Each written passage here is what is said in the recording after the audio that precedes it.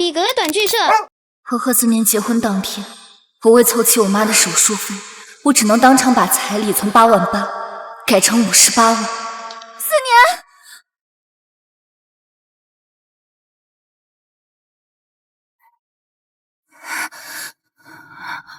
思年，诗音，你怎么这么着急啊？是哪儿不舒服吗？仪式马上就要开始了。思年，能不能把彩礼加到58万？我需要钱。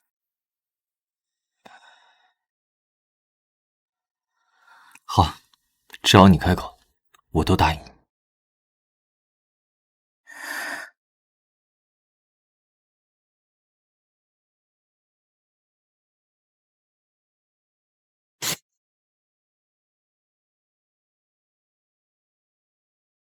谢谢你，思年。下面有请新郎新娘入场。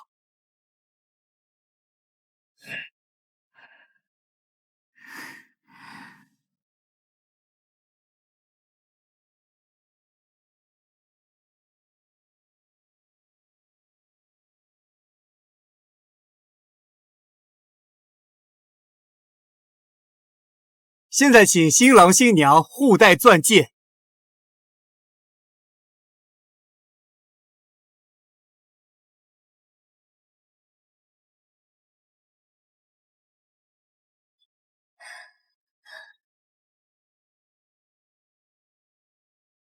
接下来，请新郎对新娘说出爱的誓言。诗音，未来不管发生什么，我都会牢牢牵着你的手，陪在你身边。我会用生命去爱你，去呵护你，让你成为这个世界上最幸福的女人。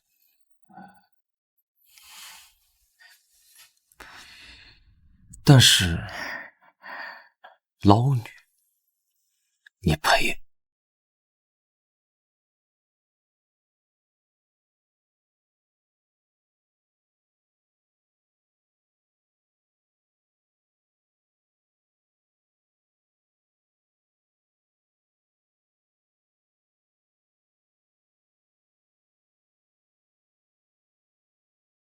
从此，贺思年任由别人称呼我是明码标价的捞女，而他在外风流不断。贺少，还是你会享受，家里红旗不倒，外面彩旗飘飘啊！红旗？你说宋时宜啊？他呀，算不上什么旗，明码标价，银货两起，58万买回来摆家里图个清静，省得有些人老是往我身边塞人。贺少，你这买卖真划算，这宋时宜倒也算是尽职，你在外面都玩这么花，他也不吵不闹。捞女的本分嘛，就是拿钱闭嘴。捞女的本分嘛，就是拿钱闭嘴。看这一点，你说看星空看日落不如看我的眼眸，用尽每分每秒在身旁为我停留。我信以为真，一句句刻在我心头，换来了忘不掉的痛。甚至在结婚3周年纪念日当天，我肠胃炎发作，连152块的医药费都付不起，而贺思年却在全海城高调直播，给新欢放摄氏烟火秀。啊，你看。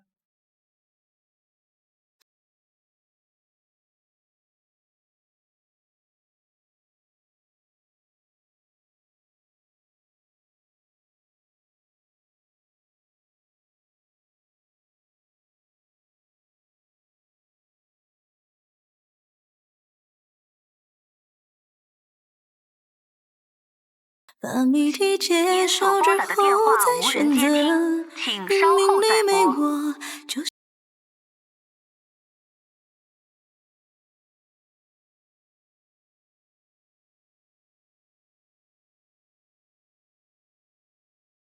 喂，不是叫你别打我电话吗？又怎么了？别装死。宋师爷，你说话呀！说话，宋师爷。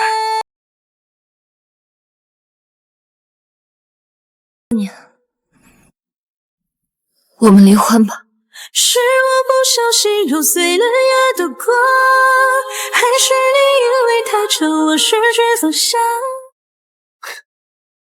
这回要多少钱啊？5万、10万，还是15万？思年，你今天随意捐赠路边的乞丐都50万，怎么到了宋小姐这儿反而这么小气啊？因为有些人，他就值这个价。贺思年的话像一把淬了毒的刀，精准地刺入了我的心脏。可我和贺思年也有过一段甜蜜的时光。是哪个田螺姑娘？我真切地感受过她的爱。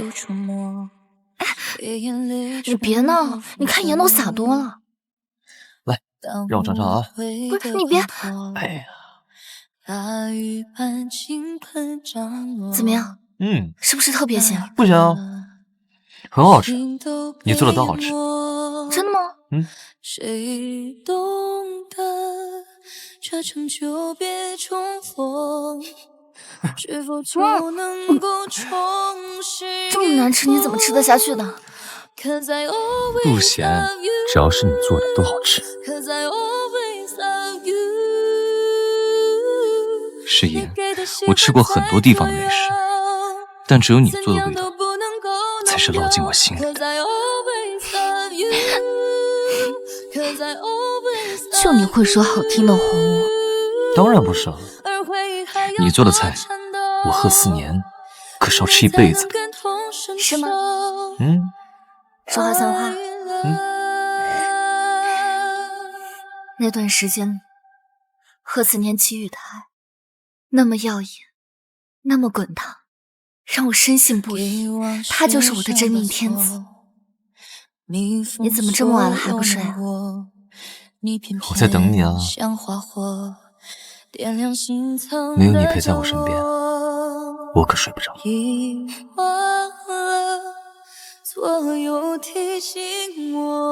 那时的我天真的以为，贺思年是我永远不会失去的港湾。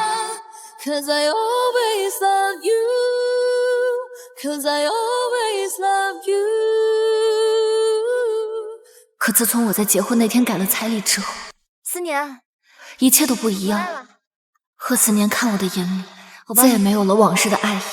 可我还是天真的以为，裂痕可以修补，把从前那个贺思年找回来。趁热吃吧。嚯哟，这么丰盛啊！宋师爷，这顿饭你打算收我多少钱啊？吃之前先标个价吧，我怕我吃不起啊。我怎么松开手放弃？任两颗心拉远距离，却无能为力。像乌云住进了身体。今天晚上睡一次需要给你多少钱啊？报个数，报个数。我可以学着冷漠，学着狠心，学着忘记。你一定要这样羞辱我吗？那天改彩礼是事发突然，是我妈突发脑溢血了。如果钱不到账的话，手术没有办法进行。我知道是我不对，但我真的是走投无路了，才会在那种时候对你开那个口。为了钱，连自己亲生母亲的命都可以用来当做撒谎的筹码。谁说的爱过就一定会留有印记？结婚以前，我以为你只是有点虚荣，现在我才看清，你不仅贪得无厌，心思还如此歹毒，我真是小看你了呀。可是3年来，1000多个誓言，我用尽了所有的力气去解释、弥补，在他眼里都不过是欲擒故纵的戏码。事到今日，最终耗尽了我对曾经那份感情天真的幻想。我可以学着冷漠，宋十一，你说话呀！要多少？说。何思年，我说我不要你的钱，我只要离婚。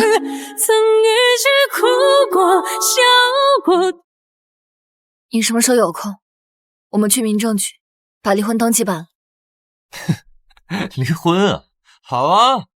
你帮我当初买你的彩礼58万，一分不少的给我退了，让我看看你是不是真的舍得放弃我贺家的富贵。富贵，所有人都说我嫁给贺思明是麻雀飞上了枝头，成为豪门富太太，有享不尽的荣华富贵。可没人知道，从我们结婚到现在，我没有花过贺思年1分钱，包括那笔58万的彩礼，后来根本也不在我的手里。而且在这3年里，我之前工作攒的钱早就用在我妈的医药费上，现在我身上连100块都没有，又从哪儿来凑齐58万还给贺思年？哇，快看！天哪，贺总看到女朋友的眼神简直都要拉丝了，这也太爱了吧，简直是霸总召集现实啊！对啊，听说啊，今天是他女朋友生日，他白天的时候许愿想看一场烟花秀，贺总就豪掷100万帮他实现这个愿望。唉，真的是太羡慕了。不过我听说贺总好像有名没正娶的老婆，那怎么了？豪门男人左拥老婆右抱情人，多正常啊！再说了，谁不知道他老婆就是个捞女？那种女人眼里只有钱没有爱，才不管贺总在外面有几个女人呢。他们都以为贺思年是左拥右抱的花心富二代，而我是眼里只有利益的捞女。但是只有我知道，我和贺思年之间也曾有过珍惜。师爷，我和贺思年算是童话故事照进现实。他是名门贺家的嫡长孙，贺家未来唯一的继承人，而我家境平凡，还有个常年卧病在床需要赡养的妈妈。看，给你的，喜欢吗？怎么了？不喜欢？我立刻再去买一束。思年，怎么了？我们到此为止吧，到此为止吧。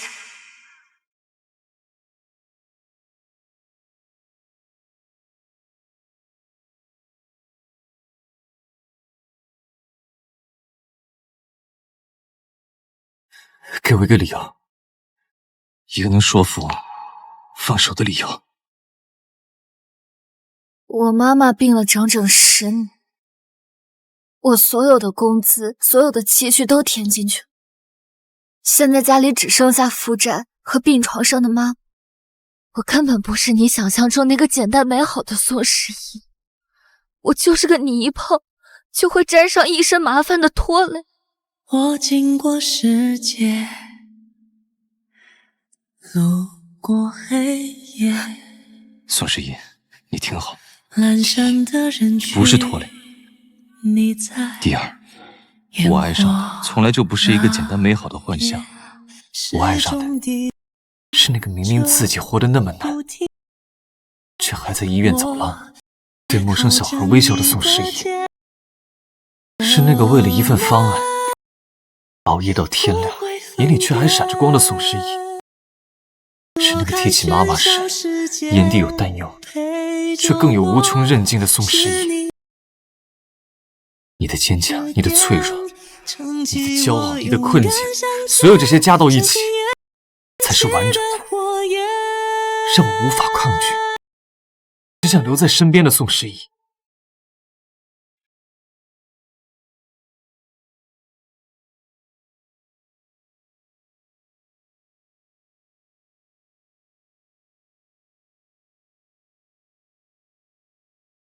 每一秒，我活死你都会陪在你的身边。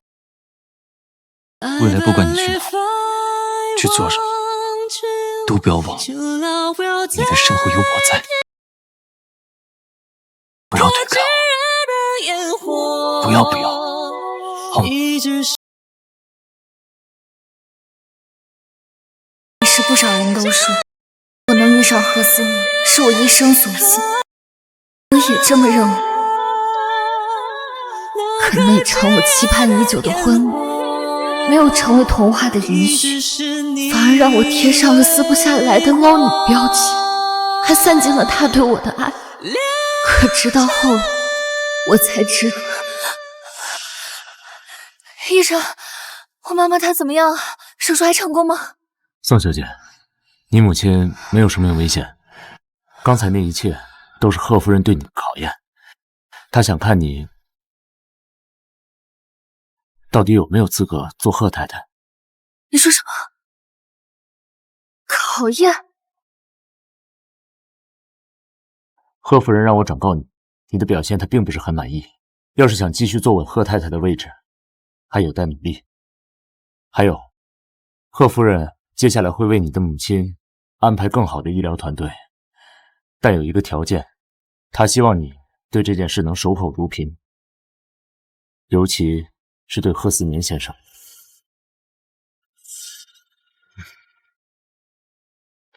原来一切不过是豪门的一场游戏，而我根本不敢拿我妈的性命做赌注。所以后来不管贺思年怎么误解我都没有把这件事的真相告诉他。可后来在一次又一次的看到他戳过我还是终于忍不住发疯似的跟他闹了起来。思年，算我求求你了，你能不能不要这样对我？宋师爷，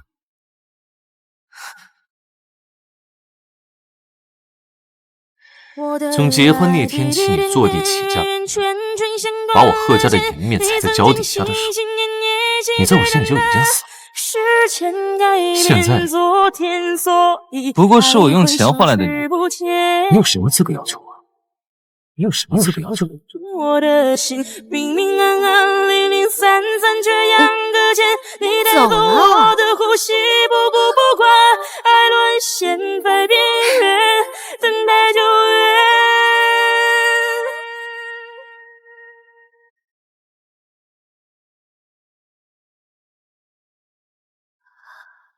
后来贺思年更加肆无忌惮，身边的女人换了又换，而我整日只能靠着安眠药入睡。如今一切都该结束，我和贺思年是时候放过彼此。妈，你放心，等我处理好一切，就来专心照顾你。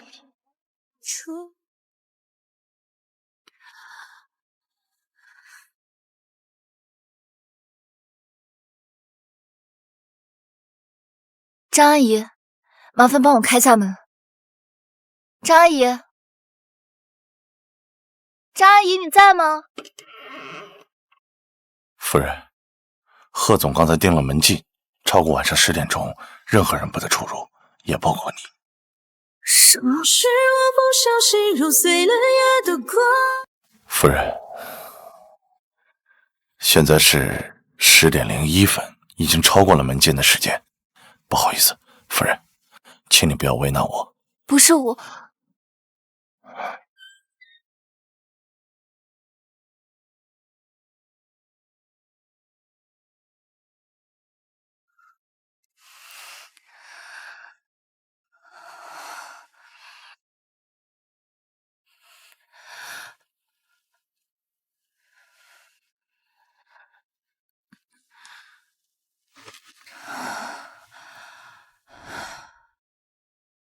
我突然想起大3那年，我因为坚持错过了学校的门禁时间，当时也像这般无助，是贺思年如从天而降的天使般出现在了我的眼前，带我回了这栋别墅。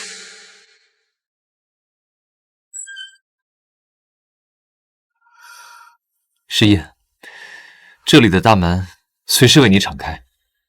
以后这里就是你的家了，是无论多晚，你都可以安心回来的地方，是无论发生什么，你都可以找到我的地方。所以，让我成为你最坚实的后盾，好吗？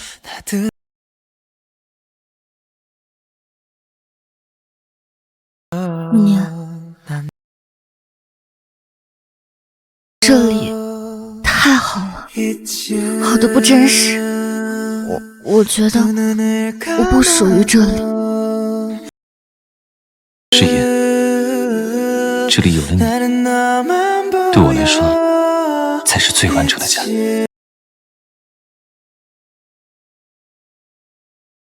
如果没有你，这里再大再华丽，对我来说也只是一座冰冷的房子。所以，你愿意成为这里的女主人吗？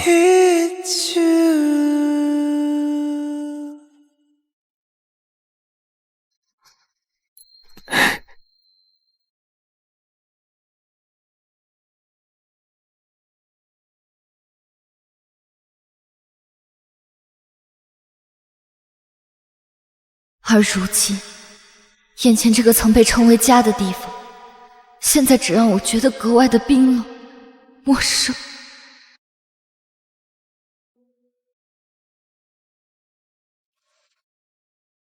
哟，太太，哎呦，你怎么没有去找个酒店住啊？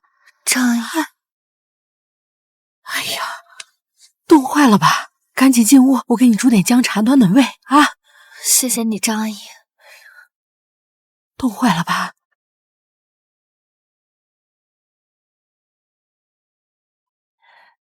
饿了吧？吃点热的，暖暖胃。谢谢你啊，张阿姨。结婚3年里，只有张阿姨坚定不移地相信我。夫人，你不是贪慕虚荣的女人，你这么做肯定有不得已的原因。我相信你。可那时我与张阿姨相处的时间不过我结婚前来这里玩的寥寥几次，但就是这样的她，选择了相信你，而口口声声说爱我的贺思敏，却始终不肯相信我，想来也是可笑。夫人，贺总虽然一直介意你们之前婚礼的事情，但是我一个过来人看啊，他心里是有你的。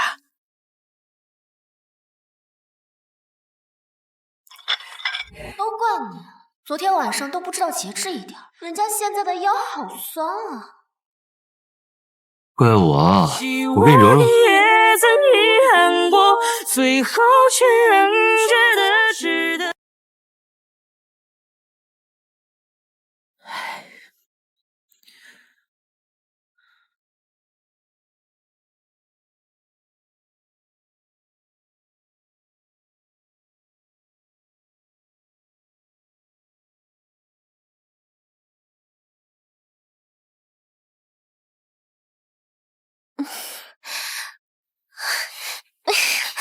讨厌啊！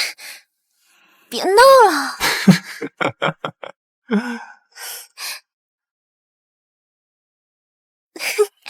抱歉，打扰你们几分钟。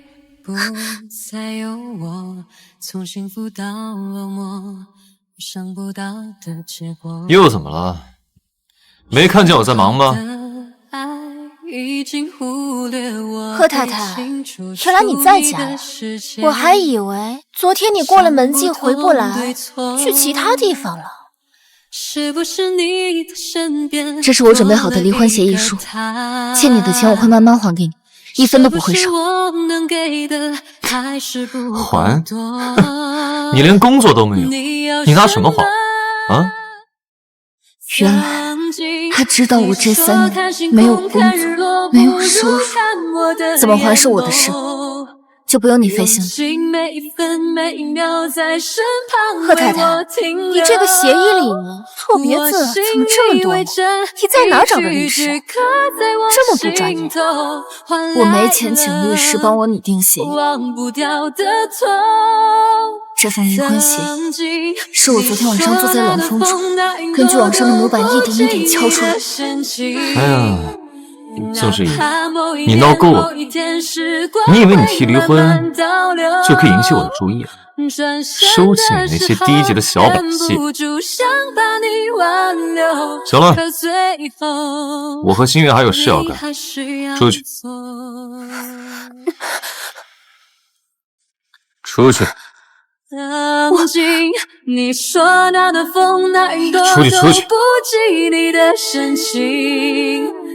哪怕某一年某一天时光会慢慢倒流，转身的时候忍不住想把你挽留，可最后你还是要走。何思念，3年前我也曾在这扇门外哭干了眼泪求你开门，求你听我一句解释。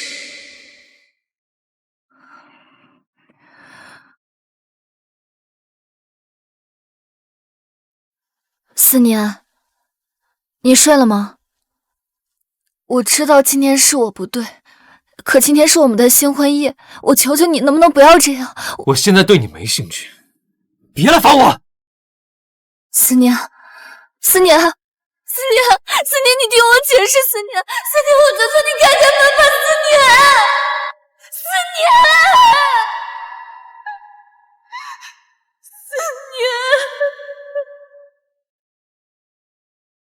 3年后，还是这扇门，还是被你拒之门外。但这一次，我不会再苦苦哀求你了。千年不会还清。除此之外，我们之间再无关。我早就忘了你是我的美梦与天堂，一分都别躲藏，别留给我遐想。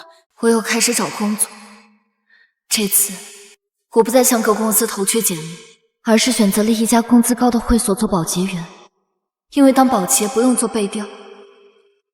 在这里，没人知道我的身份，更没人会冷嘲热讽我是捞女。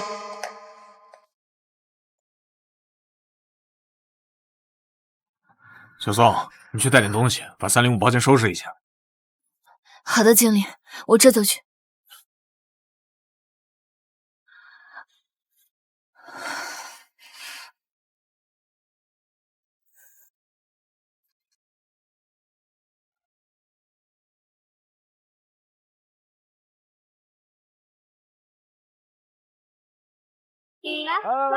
来，大家一起干杯！来喝酒。你好，打扫卫生。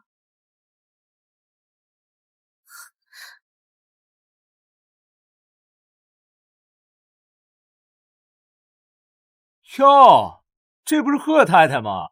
怎么是嫌我们贺总赚的钱赚的不够多吗？怎么来会所当保洁员了？11姐姐，原本呢，听说你在这里工作，我是不相信的，没想到你真在这里上班啊？怎么，你是很缺钱吗？你要缺钱的话，我可以给你嘛。但是姐姐，4年说了，人呢不能不劳而获。这样吧，你喝一杯酒，我给你1万块钱。这么多，哇，给这么多，这样很公平吧？这么多哇，1杯酒1万块，我只要喝58杯就能凑够还给贺思年的钱，我就可以离开这里。好。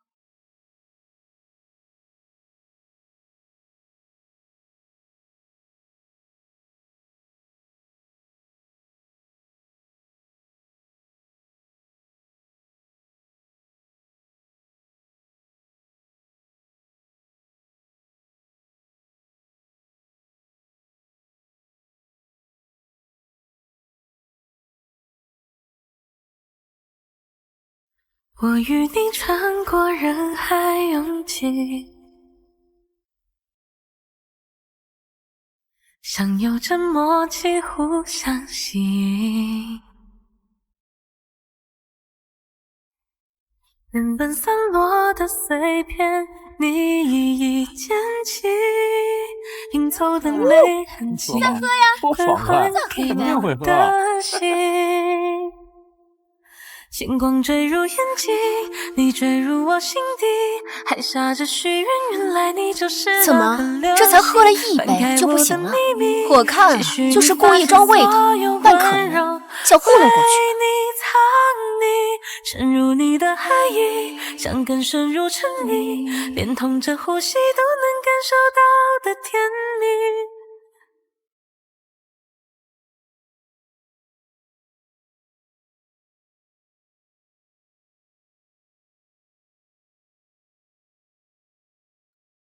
为了钱，你还真是能屈能伸。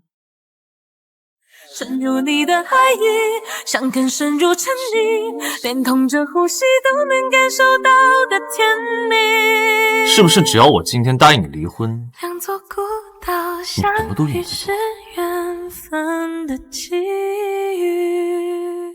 11姐姐果然名不虚传啊！我看只要给的足够多，还是很能豁出去的吧。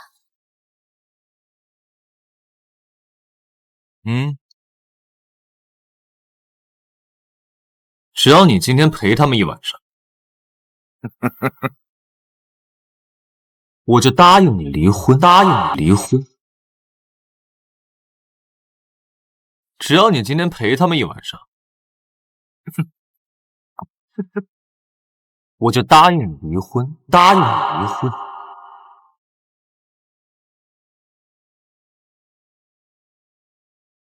宋诗怡，你既然那么想要离婚，那不然就让我看看你的决心。4年啊，你说今天还要带我去宴会呢，我们可别迟到了，好不好？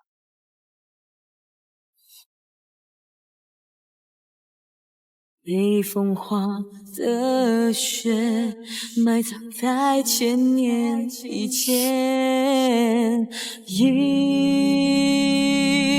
渐渐的陷落在我身边，唤不醒原来还跳动的画面。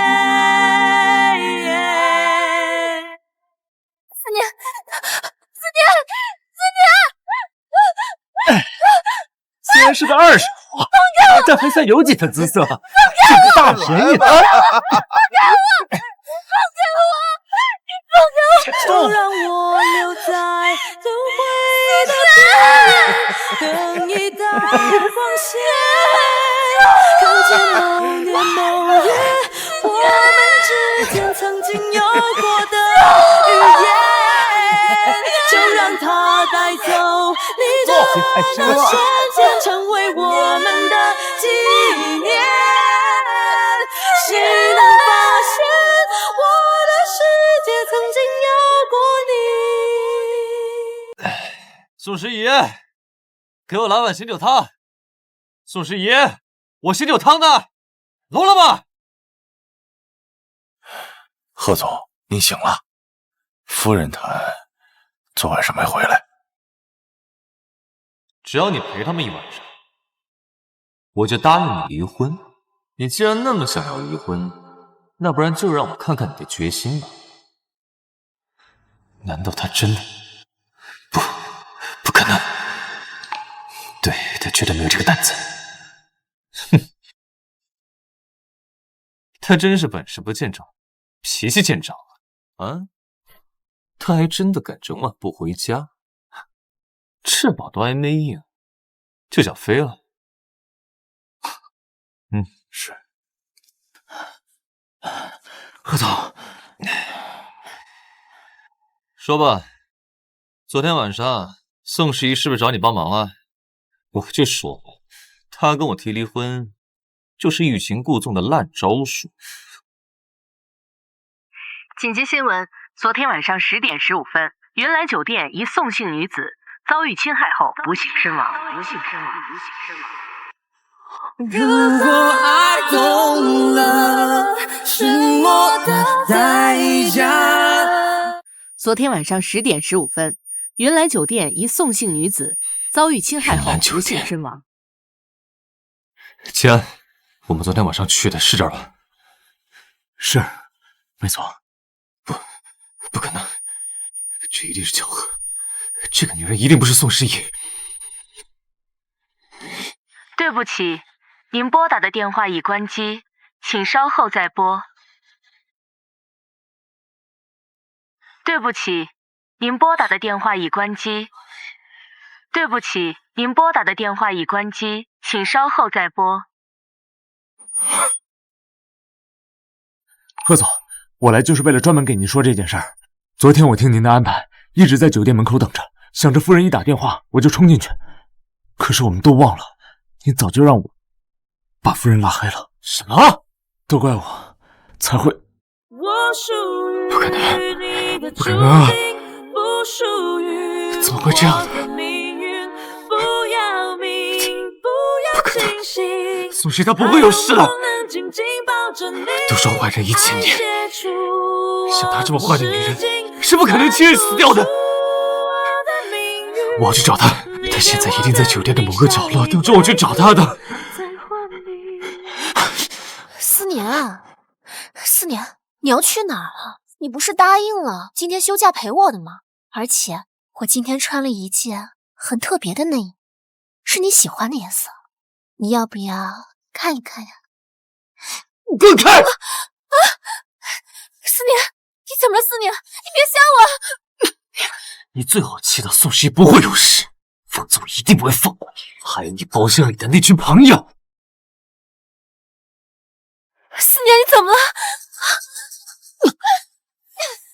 来人，把他给我看好了，没有我的允许，不要让他离开别墅半步。思年，你不能这么对我，你听我解释。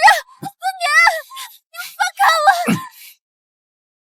会的，基本上那个人只是和诗怡同名同姓而已，绝不可能是诗怡，只是同姓而已。昨天我在包房外听得清清楚楚的，有个人说诗怡要陪那些人1晚上，他就答应离婚。你说诗怡这辈子真是倒了8辈子霉了，怎么遇到这种渣男呢？对呀，你不知道，昨天我听到声音赶过来的时候呀，那个场景啊，我到现在都不敢回想。你说世界上怎么会有这种不是人的东西？离婚就离婚嘛，到底有多大的仇恨，还要置他于死地？就是畜生不如。童话说雨后会不是这样的，不是这样的，却不曾说过他也会。你们先去忙别的吧，这里一会儿再收拾。好。想要把绚烂紧紧握在手中，忽然发现你已不见。只要你今天陪他们1晚上，我就答应你离婚。你既然那么想要离婚，那不然就让我看看你的决心。不再追问你微笑看着爱的浮现，雨后的天空中是我害死了他，是我害死了他，是我。天使的安慰，亲吻这世间万种。我记得诗怡对酒精过敏的，但他却为了钱还是不顾危险，毫不犹豫的接下来将星月的游戏。我当时气过了头，才会提出那些无理的要求。那些人是江心月的朋友，他们应该懂分寸，知道什么人该碰，什么人不该碰。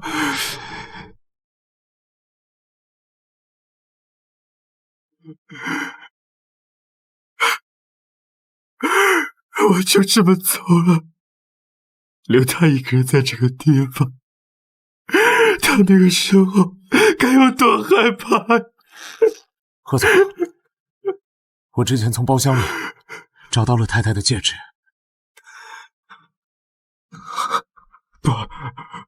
不会是他的，肯定不是他的。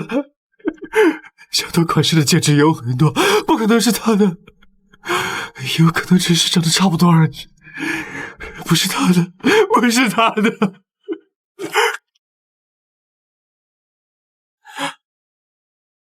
石野，这枚戒指是我亲自设计的，上面镶嵌着我俩的名字缩写，还有我们在一起的日子，代表着我们独一无二的爱，也代表着我对你的忠诚。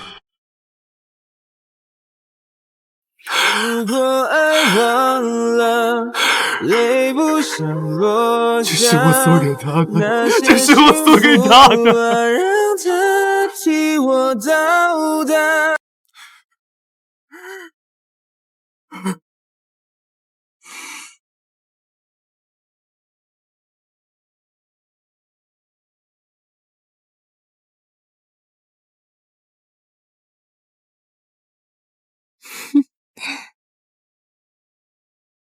石野，以后不管发生什么，我们都不要摘下这枚戒指，因为它代表着我们永远陪伴着彼此。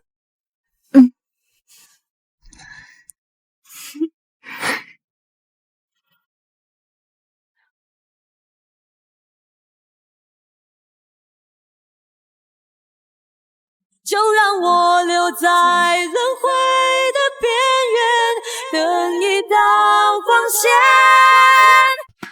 假如把犯得起的错，能做的自从上次婚礼那件事之后，我就再也没有戴过婚戒，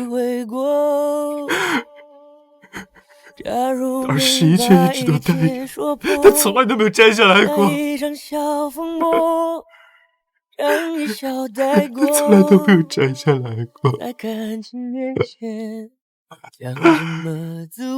贺总，晴儿，贺总，晴儿，他不要这枚戒指，他也不要我了。不该沉默是沉默，该勇敢是软弱。如果不是我，尸体找到了吗？目前还没有。那有没有可能，说明他还没有死？说明他还没有死。昨晚那些人畏罪潜逃了，我们正在全力追捕中。但听周边的人说，亲眼看见他们把一个人扔进江里了。而且根据我们的调查，那几个人是刚从里面出来的，他们有好几次前科，他们之前和江小姐是邻居，其中一个曾经是江小姐的前男友。给我找，一定要找到他们！活要见人，死要见尸！贺总，思年，你回来了。你所谓的朋友，就是刚从牢里放出来劳改犯了。思年，我也不知道他们死性不改啊！他们要是不改的话，我怎么可能带你去见他们呢？以前能有什么样的人，你心里不清楚啊？思年，你冷静一点，我有个好消息要告诉你。你是不是有十一的消息？思年，我怀孕了，你要当父亲了。本来我是想过几天再告诉你这个惊喜的，但是今天我已经迫不及待的想要告诉你了，好让你去会亲。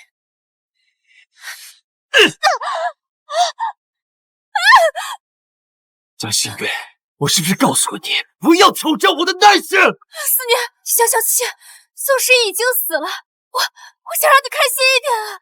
算什么东西啊！你还敢提宋诗怡，还敢算计我？思年，你说什么呢？我怎么敢算计你呢？这些年我用尽保护措施，根本就不会让任何人怀孕。这个孩子怎么来的，你心里比我清楚啊！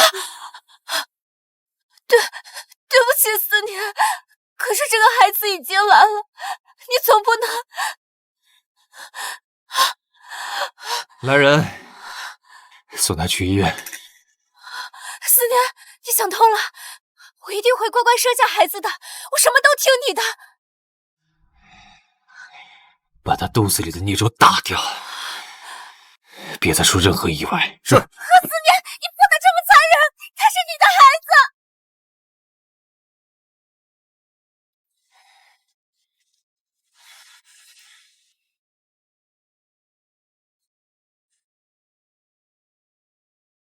诗嫣，诗嫣，诗嫣，贺总，我来整理一下宋小姐的衣服。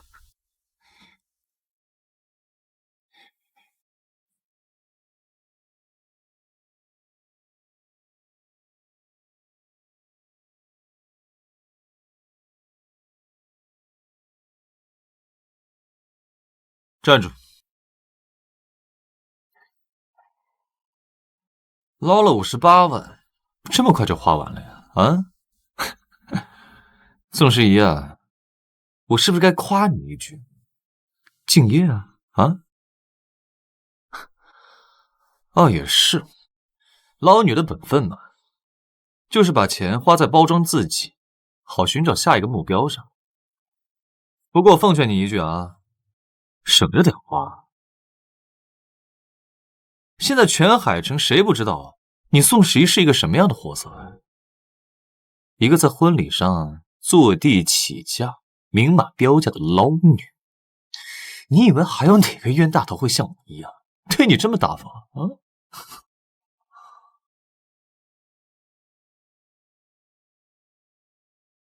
我不能看你泪流了几公里，只是我还没有鼓足勇气，还没告诉你十一从来都没有找我要过1分钱，我以为只要给了他贺太太的身份，即使不给他1分钱，他也不会过得很是还没告诉你对不起，我爱你。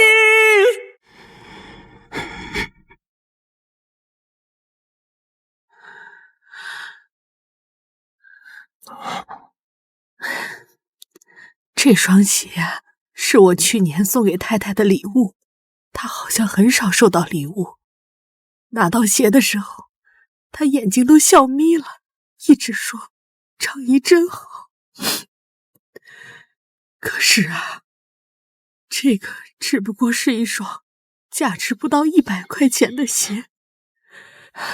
贺总，我一直想不明白，别人不相信他，骂他也就算了，你作为他的爱人，为什么就不能相信他呢？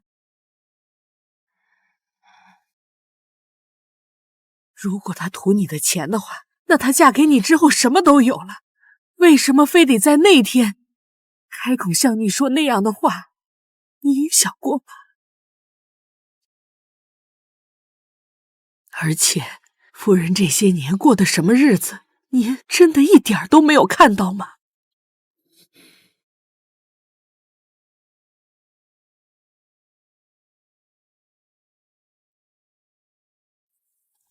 诗音，其实你一直都不知道，从一开始，所有人都不看好我们，他们都说你是为了钱。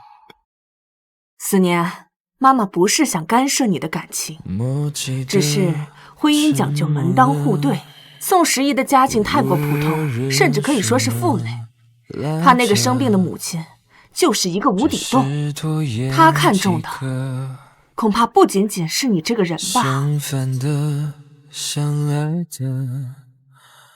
你们走不长久的，现在做了断还来得及。爸妈，十一不是你们想的那种，他独立坚强，从来没跟我要过什么。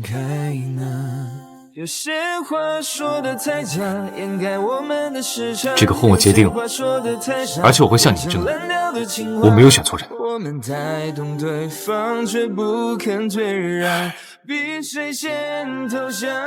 有些事懂得我带着全世界的反对，义无反顾地走向他。我以为那是我们爱情的胜利，可是婚礼的那天，宋十一的坐地起价，像狠狠扇在我脸上的耳光。看吧，我说什么来着？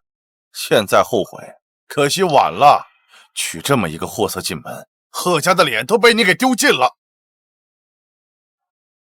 没什么关系，58万看清一个人，这对于贺家来说不算贵。只是你既然已经把人娶回来了，往后该怎么对他，你自己心里得有点数，不要让他真以为进了我们贺家的门就可以为所欲为，坏了规矩。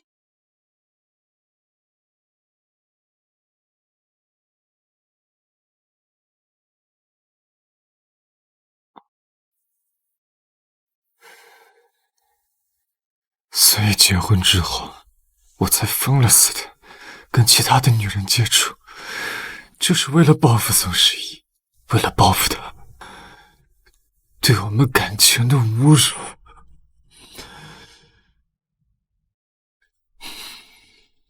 张一，我真的做错了吗？我真的后悔了。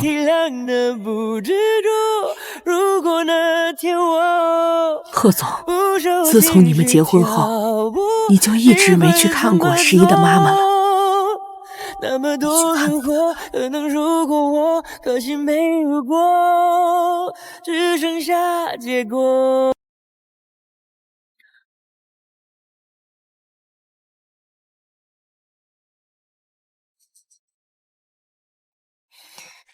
这间病房的人呢？贺总，宋小姐前段时间就已经交不起疗养费了，已经把她妈妈接出院了。这家医院早就被我收购了。宋十一是我的妻子，她作为老板娘，你们居然还收她的钱，还因为欠费让她把重病的母亲接走，谁给你们的胆子？贺总，这不是您亲自吩咐的吗？您难道忘了？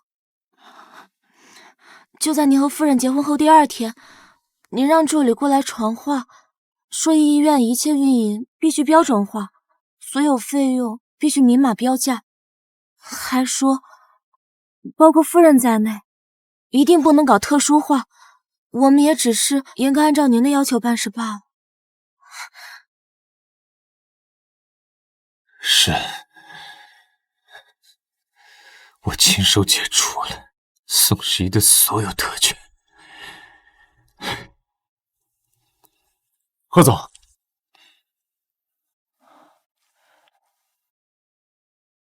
我是宋小姐母亲之前的主治医生，有件事儿在心里压了3年了，还是决定告诉你。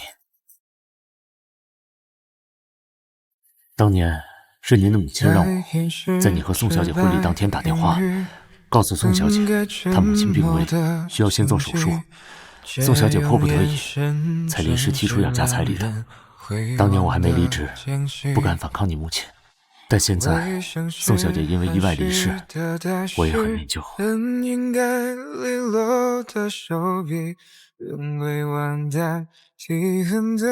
还有，当年事后，你母亲又以特派医疗团队为由，收走58万支票作为押金。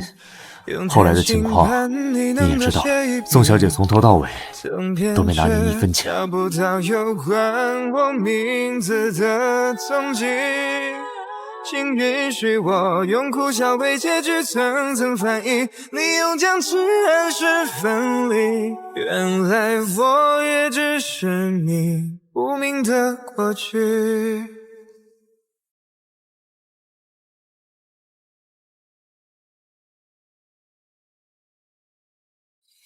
妈，当初彩礼的事，是不是你暗箱操作？宋十一给你说的。你为什么要这么做？你知不知道，你让我这3年看起来就像一个彻头彻尾的傻瓜？我恨她，羞辱她，把她当成世界上最不堪的捞女来报复。你结果这一切都是你导演的一场戏。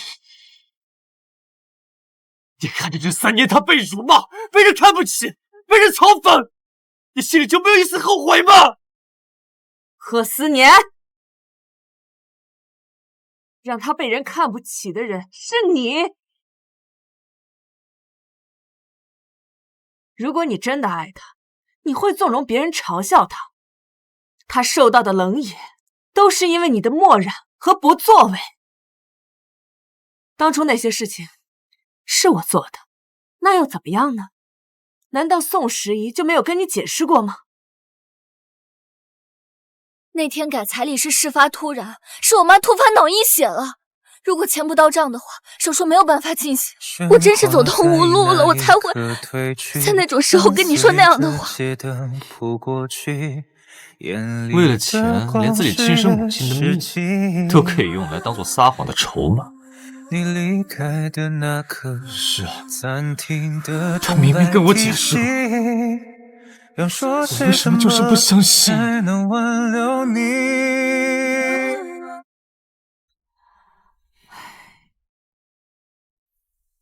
妈妈当初看不上宋时宜的身世，觉得她这种女孩都富有心机，是怕你被骗。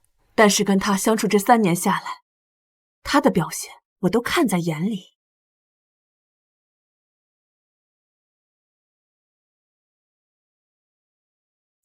作为对她的道歉，你想找的那几个人，我已经派人送你家去了。接下来该怎么做，是你的事。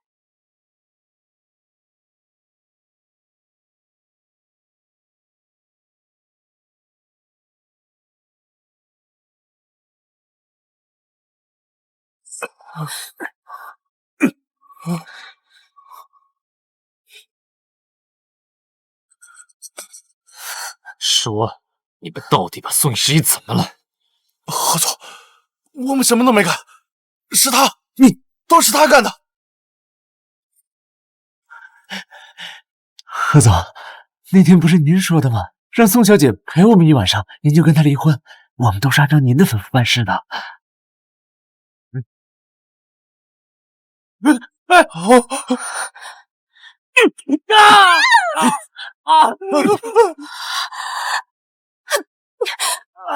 思年，不，贺总，我已经把孩子打掉了，我该受的罪我已经受了，求求你放过我吧。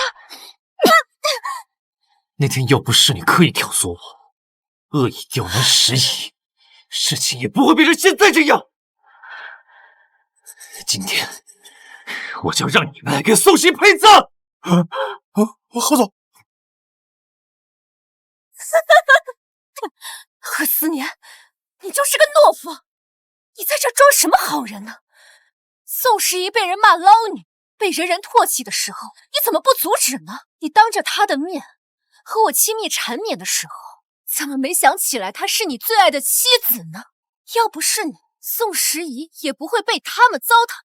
现在好了，她死了，你又开始装起深情人设了。我告诉你，完了！什么？宋时宜死了？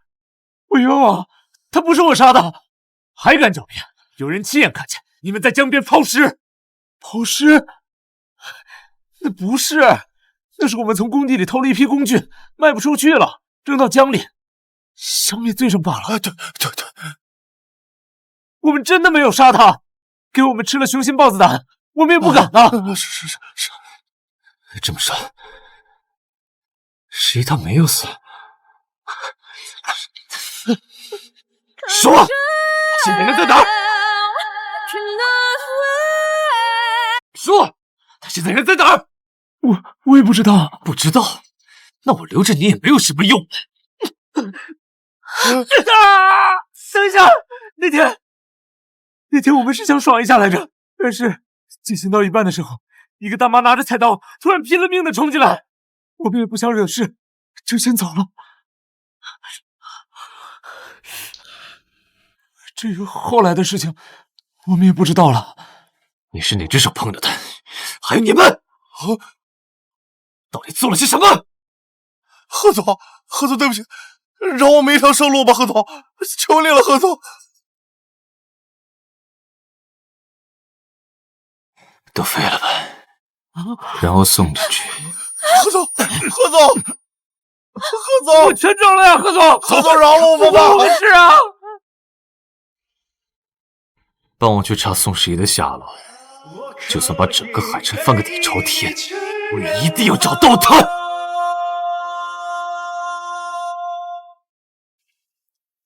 不烫吧？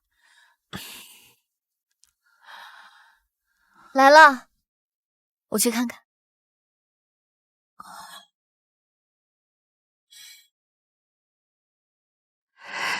张阿姨，你怎么来了？快进来。我今天刚好休假，来看看你和你妈妈。十一，你的伤怎么样了？啊？好多了。张阿姨，那天要不是你，我……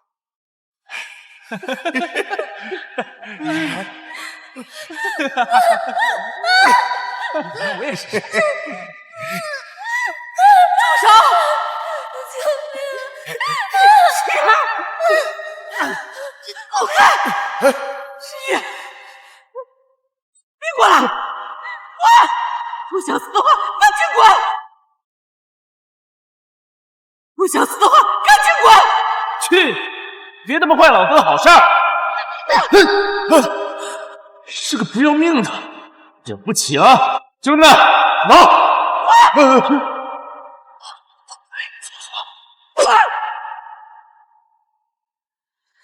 十一，你怎么样了？啊，你妈妈还在等你呢，坚持住啊！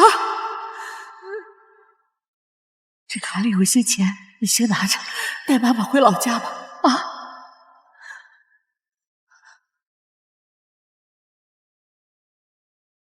张阿姨，那天的事儿真是谢谢你了。还好那天我突然想起来给你送个晚饭，要不然过去的事情就不要想了。现在你和你妈妈就好好的住在这里，人总是要向前看的，别回头。张阿姨，我最近找到了份工作，在咖啡厅当店员，收入呢也不错，平时有时间照顾我妈妈。看着你过得好，我也就放心了。别在门口聊了，进屋。哎，妈，张阿姨来了，快坐，快坐。身体还好吧？挺好的，好就好。据悉，今天下午2点，在海城商业步行街，一疯癫女子当众抢东西。是江心月。诗怡，贺总后来找到那些伤害你的人了，发了好大的脾气。哎，不过这样也好，以后啊，再也没人敢欺负你们了。没事，那些事都和我没关系了。在我从公司里逃生捡回一条命开始，我就已经彻底告别了过去，与贺思年有关的一切都与我无关了。诗怡，你到底在哪儿啊？你真的不要我了吗？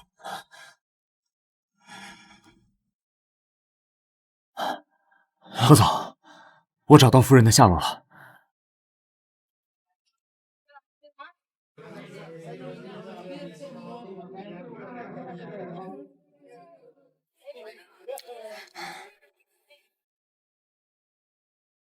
欢迎光临。我好想越过阴晴圆缺，去寻找遗失了的思念。如果你在眼前，诗怡，好久不见。我还没与贺思年结婚的时候，没有想我。他工作忙碌，经常出差，有时候好不容易习惯了他的存在，他又消失不见。那这位贺总，我想请问你这次什么时候能回来？这个月都第3次了，见客户的次数比见我的次数还多。不是跟你说了吗？小别胜新婚。我那是开玩笑。再说，我们还没结婚。好，答应你，我马上就回来陪你。好。有了贺思年的安慰，我时常会站在家门口等他回来。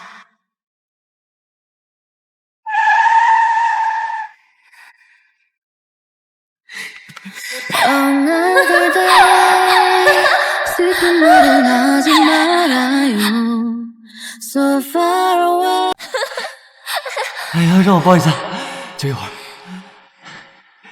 哎呀，我开了一整天的会，真是快疯了。只有想着你，想着早点回来见你，才能撑得住。很累吧？我去给你放洗澡水。哎呀，不要，就这样。你比洗澡水还热。沈阳，你说我是不是疯了？为了提前12个小时进来，动用私人飞机，连夜从欧洲飞回。是疯了。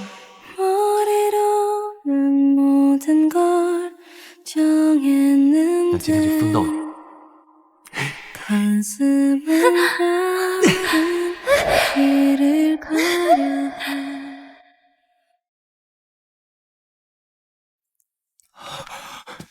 诗音，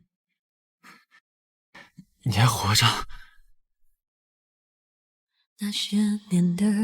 让你失望了，没在那天弄死我。诗音，我从来都没有想过伤害你。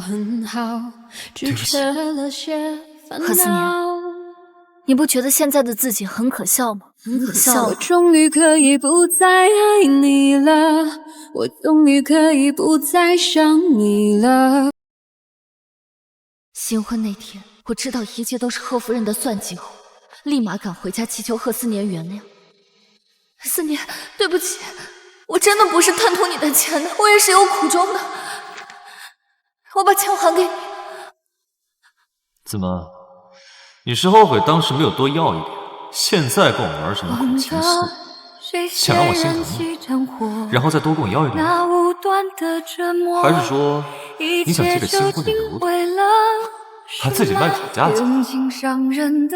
贺思年直言不讳的冷嘲热讽，宛如扇在我脸上的一个个巴掌。你的苦情戏我不感兴趣，如果你真觉得对不起我的话，那就别再来找我。诗音，我前段时间才知道，你当初那么做是被我妈算计了。我向你道歉，不仅是为了我自己，我也代替她向你道歉。诗音，我知道你没有动那58万，那些钱后来又被我妈以专业医疗的名义拿了回去。你是因为不能说出真相，所以才一直没有告诉我。这张卡不限额度，你可以拿去随便刷，这是你应得的。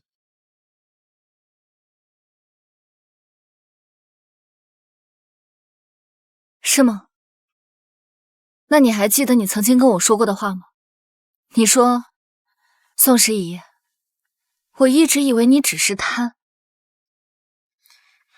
但我没想到你其实从骨子缝里就透露着穷酸。散场的不一定是曾经。当年贺思年说这句话的时候，我刚给我妈交了治疗费，身上只剩下几百块。我想我妈手术后能吃下好的补品，第一次硬着头皮向她开了口。思年，那个能不能先借我500块钱？我下个月肯定想办法还你的。宋时宜，我原本以为你只是贪，没想到骨子缝里都透着穷酸。而贺思年云淡风轻的话，再一次狠狠地把我的自尊踩在了脚下。好，我明白了。贺思年，其实一直伤害我的人，一直都是你。到此为止，各有各的天地，依然相互凝视。我承认伤害了你，但是我从来都没有停止过爱你。别说了，这些话留着骗你自己就可以了。在你冷落欺辱我的这3年里，我一直想尽办法弥补我们之间的感情，可你呢？身边女人不断，江心月、李秘书、艾丽，还有一些我连名字都叫不出来。你甚至允许他们当着我的面挑衅我。如果这就是你所说的爱意，那未免也太廉价了。诗嫣，我知道你在生我的气，但是我能不能求你再原谅我一次，再给我一次机会？我这一次一定好好表现，我一定会好好对你的。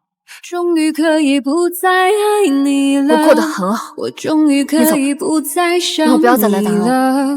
日子填满了，心却空空的，我知道是我不好。我终于可以不再爱你了。你还有几次分开诗嫣，的话，我不会放弃，一定会等到你原谅我的那一天。感情里的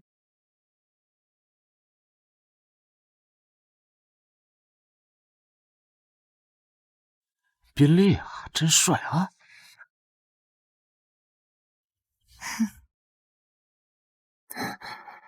诗嫣，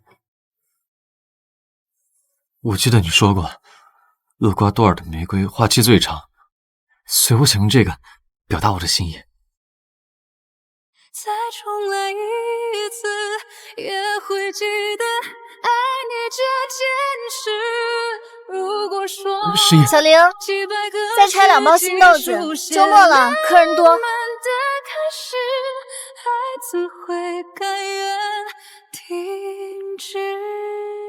走了，诗怡，走，拜拜。诗怡，上车吧，我送你。不用，很近，我自己走。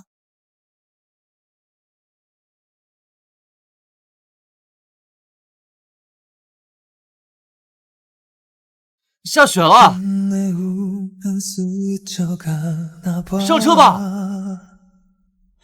너에겐 들리지 않는 영원히 닿을 수 없는 그날 上车吧。如果爱真的很痛，从心碎走过，才懂幸福是什么。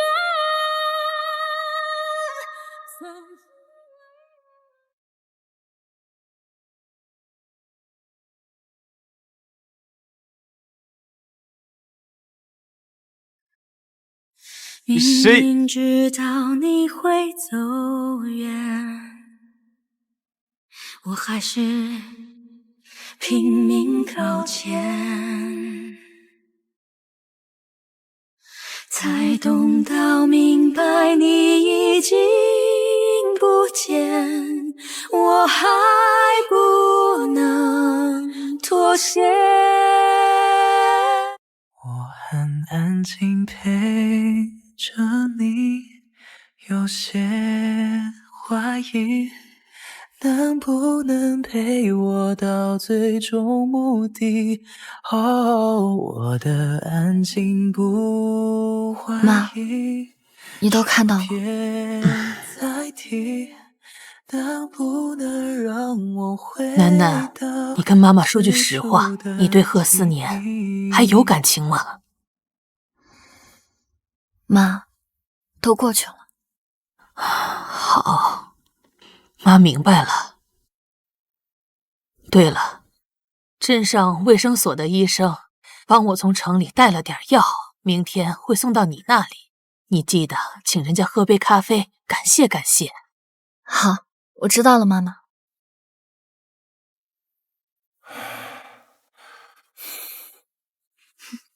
谢谢你啊，陈医生。谢谢你特意跑那么老远帮我妈妈拿药，辛苦你了。拿药？嗯。哦，看来阿姨没跟你说，我是来跟你相亲的。相亲？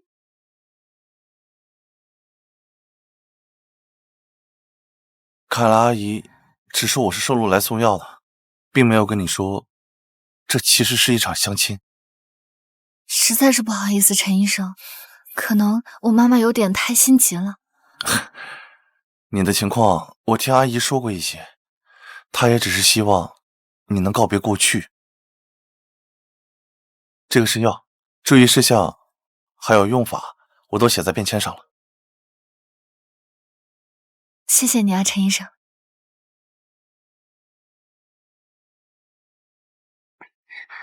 宋十一，你在干什么？约会？相亲啊？贺思年，我做什么跟你有关系吗？怎么没关系？我虽然已经签了离婚协议，但是我妈还没有领离婚证啊！现在还是我名正言顺的妻子。贺先生，这几天我也听说过你的一些事情，看来你对宋小姐用情很深啊。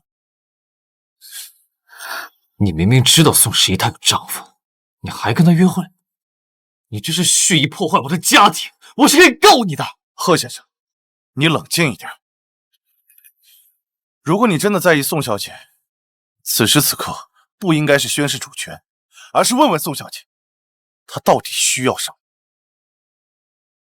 我现在过得很好，我什么都不需要。放心吧，宋小姐，事情我会和阿姨解释清楚的。谢谢你啊，陈医生，实在是不好意思。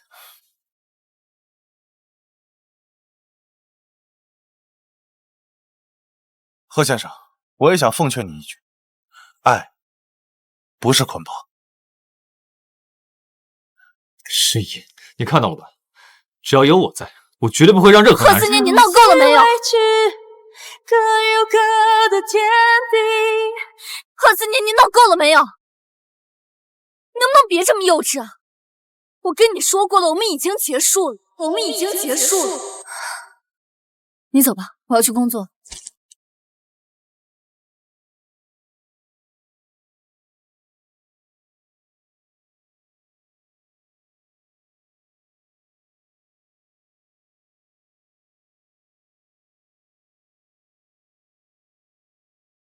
妈，怎么不开灯啊？妈，妈，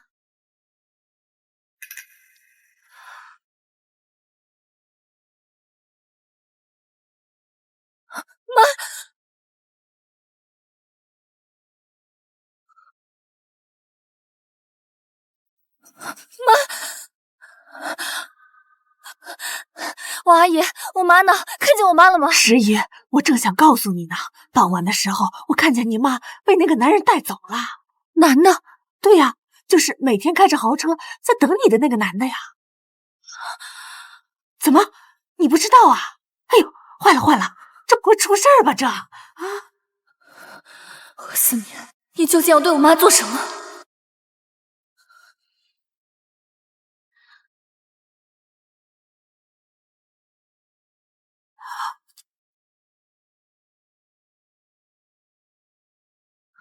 思年，今天真是辛苦你了。要不是你及时送我来医院，我还不知道会是怎么样。谢谢你啊。应该的，这跟亏欠您和十一的比起来，都不算什么。我知道这些日子你为十一做了不少，但孩子，这世上啊，有些债是算不清也还不完的，尤其是感情里的债。阿姨是过来人，也病了这些年，看事情反而简单了。你和十一当初是真的好过，我看得出你是真心疼他。那时候他看你的眼神也是亮的像有星星，后来啊，也是真的伤透了。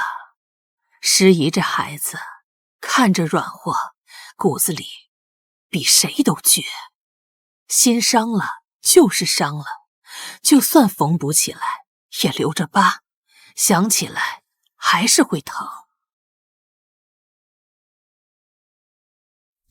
妈，我知道我该死，我不敢奢求他原谅我，我只想，能不能有个机会，让我弥补他？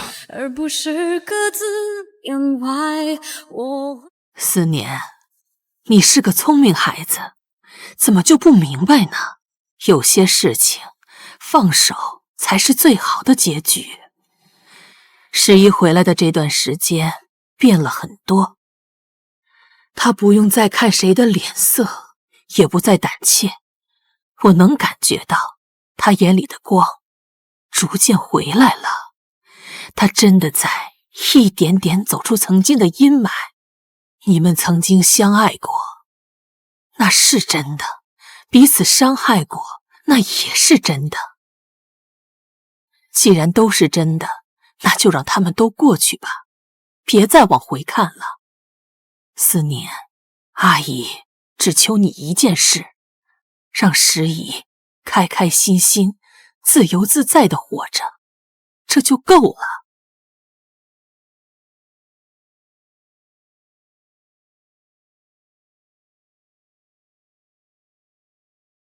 倘若那天把该说的话好好说，该体谅的不执着。如果那天我不受情绪挑拨，你会怎么做？那么多如果，可能如果我，可惜没如果，没有你和我。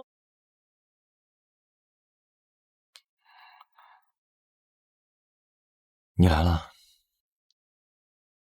离婚手续我带过来了，签了字，明天我们就能去办手续。你的声音揭开了故事这个也还在。落下10000年的约定。大树下的你，红色围巾，手心里碰到雨，哭了笑了，除了你还是你。不用了。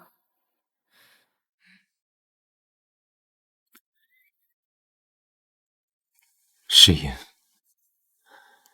在这一切结束之前，我还想最后问你一次，你还有没有一点点的可能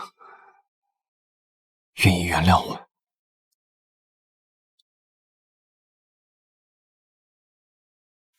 何思念，我早就已经不恨你了，但是我也不爱你了。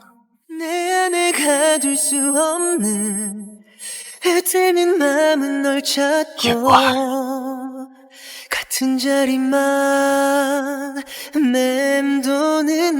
爱和恨都太费力气了，接下来我只想好好生活，好好照顾我妈。何思念，谢谢你，谢谢你曾经带给我最炽热的心动，最美好的憧憬，还有最痛苦的回忆。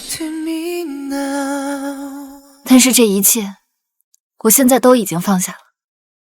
我现在都已经放下了。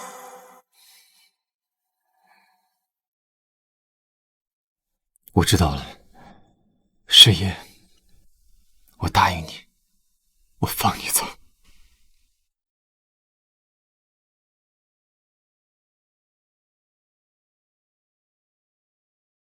如果爱穿过云刺破风还有勇气，就算是翻山越岭也愿意策划我的心底，穿过想念的一切。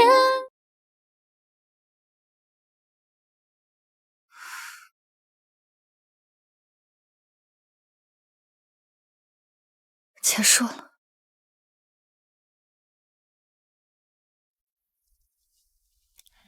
何思年，保重。誓言，保重。像一颗千里外的星光，我们只能对望。诗音，这枚戒指是我亲自设计的，上面镶嵌着我俩的名字缩写，还有我们在一起的日子。分开收藏。遥远的星光，只能凝望，你是否一样会把爱挂在心上？我会用生命去爱你，漫天的星光，让你成为这个世界上最幸福的人。1000个愿望，我只想还你陪在我身旁。漫天的星光，就算给我1000个愿望。我只想还你一直陪在我是我把你弄丢了。身旁。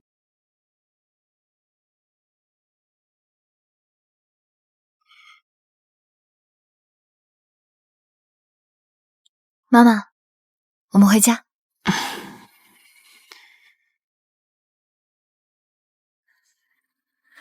贺思年，你曾是我的人间朝暮，我曾狠狠爱过你。趁热吃吧。宋师爷，这顿饭你打算收我多少钱啊？吃之前先标个价吧，我怕我吃不起啊。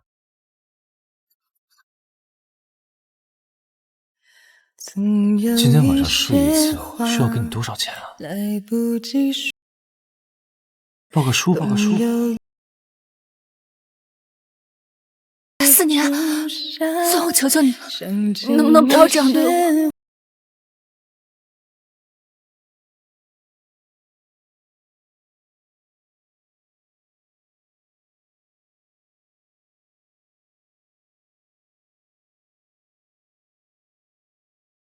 也不想多想，那是这还有一些钱，你先拿着，带爸爸回老家。